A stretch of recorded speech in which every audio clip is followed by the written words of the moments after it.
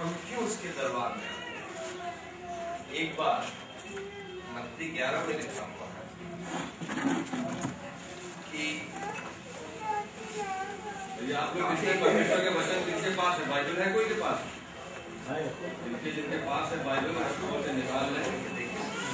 मत्ती 11 में उसके अंत में उसी समय यीशु मसीह ने देखा आपके समान लोगों को और ये कहा कि हे पिता, स्वर्ग और पृथ्वी के प्रभु, मैं तेरा धन्यवाद करता हूँ कि तूने इन बातों को ज्ञानियों और समझदारों से छिपा रखा और बालकों पर प्रकट किया है।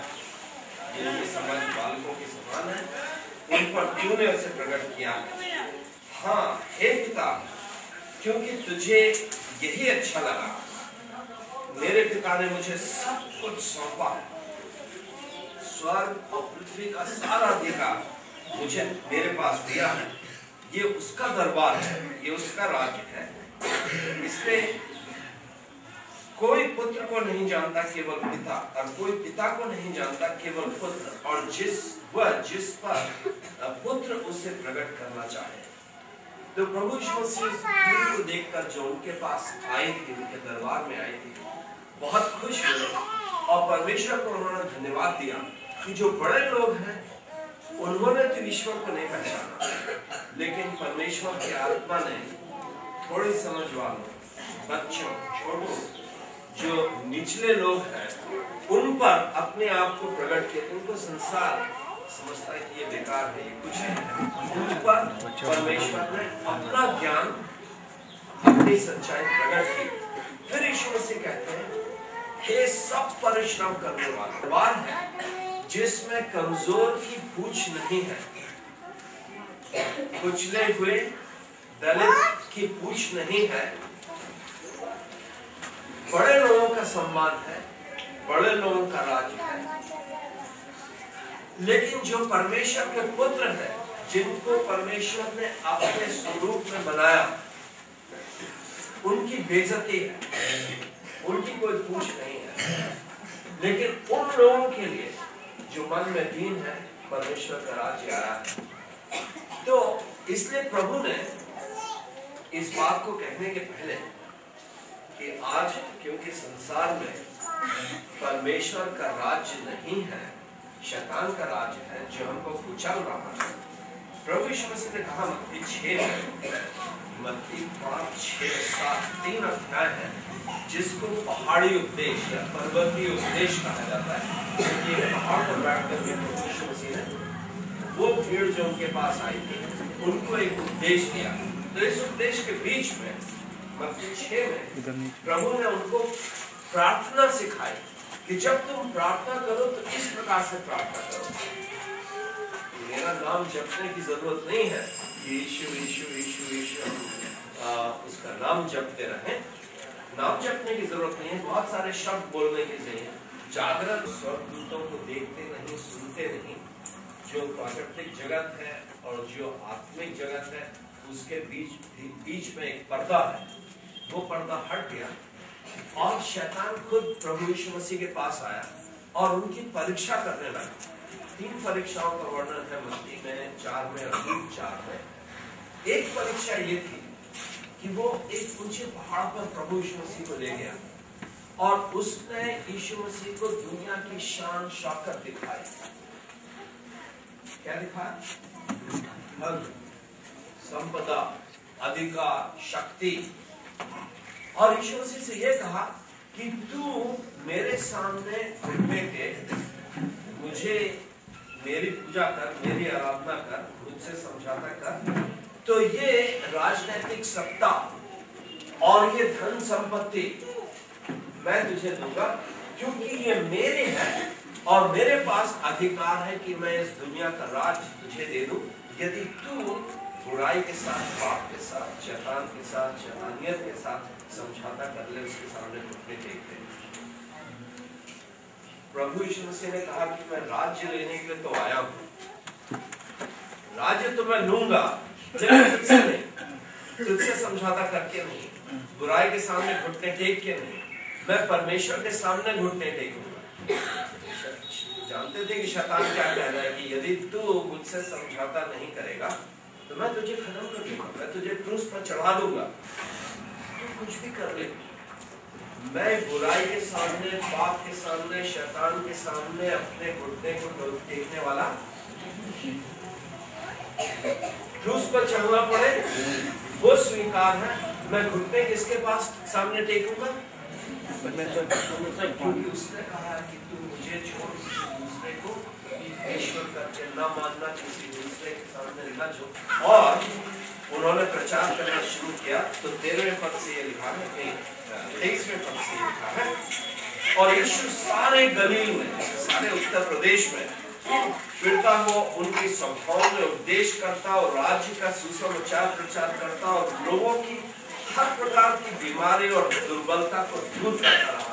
जैसे आप प्रार्थना करते हैं बीमारियों से छुड़ाने के लिए, वैसे प्रभु यीशु मसीह उनकी बीमारियों को, दुर्बलताओं को, कमजोरियों को दूर करता रहा।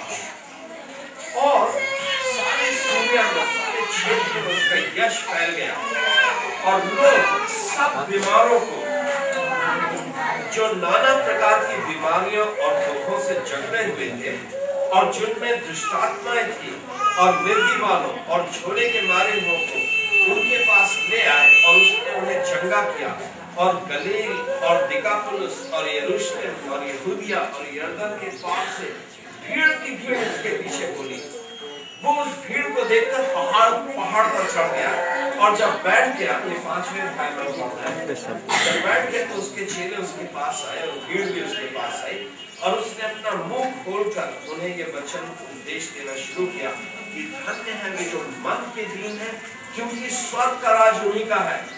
धन्य है वे जो शोक करते हैं, क्योंकि वे शांति पाएंगे।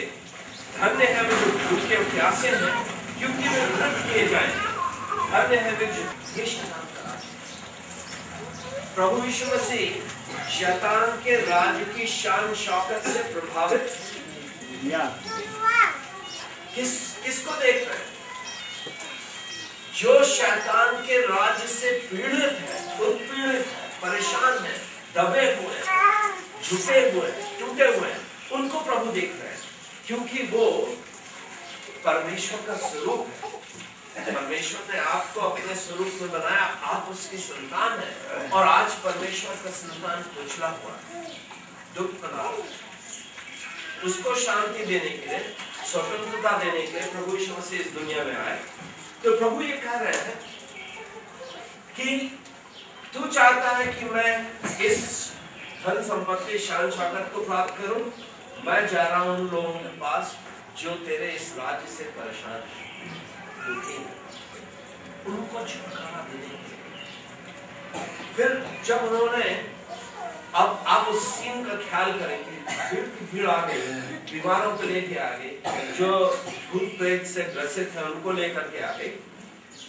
मान लीजिए प्रभु एक बड़े संत स्वामी महात्मा होते, उनके सामने एक बीमार आ गया, लकवा लगा हुआ, अंधा है, लंगड़ा है, लूला है, कोढ़ी है, तो वो साधु महात्मा क्या कहेगा? भाई ये तुम्हारा पिछले जन्म का कर्म है, पाप है, तुमने बुरे कर्म किए, अब तुम उसका फल भोग रहे हो। या वो क्या कहेगा कि ये ईश्वर की इच्छा है कि तुम बीमार हो, इंशाअल्लाह ये खुदा की मर्जी है कि तुम आज लंगड़े लूले भूत प्रेत से ग्रसित परेशान हो, ये ईश्वर की इच्छा। यीशु मसीह कह रहे हैं कि ये ईश्वर की इच्छा नहीं है। यदि तुम परेशान हो, ये किसकी इच्छा? शैतान की इच्छा। इसका राज्य चल रहा है, ये ईश्वर का राज्य नहीं है। ईश्वर की इच्छा क्या है? तुम्हें बहुतायत का जीवन दे, तुम्हें शांति दे, तुम्हें स्वतंत्रता दे, तुम्हारी बीमारी से, उस दुष्टात्माओं से जो तुमको या तुम्हारे बच्चों को परेशान कर रही है, उससे स्वतंत्रता देना, ये परमेश्वर की इच्छा है। जो आज इस दुनिया में हो रहा है, ये ईश्वर। इस दुनिया में जो अधिकारी हैं वो दूसरों के ऊपर अधिकार चलाते हैं, दबा के रखते हैं, उनको कुचल के रखते हैं। जब तक उन्हें घूस ना दो वो किसी का काम नहीं करते। लेकिन परमेश्वर का राज्य ऐसा राज नहीं होगा। परमेश्वर के राज्य में जो बड़ा होना चाहे वो क्या करेगा? सेवा करेगा, दीन दुखियों की देख रेख करेगा, भेड़िया नहीं बनेगा, चरवाहा बनेगा। तो उस दिन से जब प्रभु यीशु मसीह ने अपने चेलों के पांव धोए, चेलों की मानसिकता को बदला, विचारधारा को बदला, अधिकारी नेता अगुआ होने का अर्थ क्या है इसको परिवर्तित किया, एक नया राज्य शुरू किया जो परमेश्वर का राज्य है, जहां चरवाहे भेड़ों की सेवा करते हैं, देख रेख करते हैं। ये यीशु मसीह का दरबार है। इसकी एक राजनीतिक क्रांति उन्होंने शुरू की। परमेश्वर ने शैतान के राज्य को हटा करके एक नया राज्य शुरू किया जिसमें भेड़िए नहीं होंगे, चरवाहे होंगे, दूसरों के ऊपर हुक्म चलाने वाले नहीं होंगे, सेवा करने वाले होंगे। हम अधिकारी की इज्जत करेंगे, लेकिन वो अपने अधिकार का प्रयोग करेगा हमारे उन्नति के लिए। तो मुझे तब समझ में आया कि जो क्रांति प्रभु यीशु मसीह ने शुरू की थी वो भारतवर्ष में आई है। इसने भारतवर्ष को बदला है। राजा महाराजाओं के राज्य को समाप्त करके मिनिस्टर्स का राज्य, सेवकों का राज्य शुरू किया। तो संविधान तो हमको मिल गया जिसमें राजा नहीं रहेगा प्रदेश के ऊपर, मिनिस्टर रहेगा। मिनिस्टर का मतलब है सेवा। लेकिन संविधान आ गया, आत्मा नहीं आई, तथ्य नहीं आया, सत्य नहीं आया, दिल नहीं बदले, दिमाग नहीं बदले, क्योंकि हमने बाइबल को, परमेश्वर के वचन को भारतवर्ष में सिखाया नहीं। उस शिक्षा को जो पंडित जवाहरलाल नेहरू लेकर के भारतवर्ष में आए थे और यहाँ पर स्थापित करना चाहते थे, हमारी जो शिक्षा प्रणाली है इसने उनकी उस आत्मा को पनपने नहीं दिया। तो हमारा प्रजातंत्र जो है वो वापस शैतान के राज्य में बदलता चला जा रहा है। यहाँ पर जिसको शक्ति मिल गई, सत्ता मिल गई, कुर्सी मिल गई, अधिकार मिल गया, वो उसका दुरुपयोग करने लगा भेड़ों को चूसने के लिए। इस संदर्भ में, इस वातावरण में आपने एक नया कदम उठाया है। क्या कदम उठाया है? कि अब हम शैतान के राज्य में नहीं रहेंगे। अब हम शैतान के राज्य के लिए मर जाएंगे। जब आप बपतिस्मा लेते हैं, डुबकी लगाते हैं, तो आप क्या कहना है कि अब हम इस शैतान के राज्य से परेशान हैं, ऊब गए, हम इसका तिरस्कार करते हैं, हम इसके लिए मर रहे हैं। अपने दिल में हम प्रभु यीशु मसीह का राज्य चाहते हैं। अपने घर में, अपने मोहल्ले में, अपने शहर में, गांव में, समाज में, प्रदेश में, देश में हम किसका राज चाहते हैं? जहां पर शैतानी बातें पुरानी खत्म हो, नई परंपरा चालू हो, जहां पर भेड़िए नहीं चरवाहे हो। और आज हम ये प्रार्थना करते हैं, हे प्रभु, हम बोझ से दबे हैं, हम कुचले हैं, हम दुखी हैं, दुष्ट आत्माओं से और दुष्ट नेताओं से परेशान हैं। आप क्या करें? पवित्र आत्मा से हमको भर दे और पवित्र आत्मा से कोई सेवा आप हमारे बीच में खड़ा कर दें। तो इस क्रांति के लिए हम प्रार्थना करते हैं और मैं आपसे निवेदन करूंगा कि आप आंखें बंद करें, हाथ जोड़ें और प्रभु से प्रार्थना करें कि हे प्रभु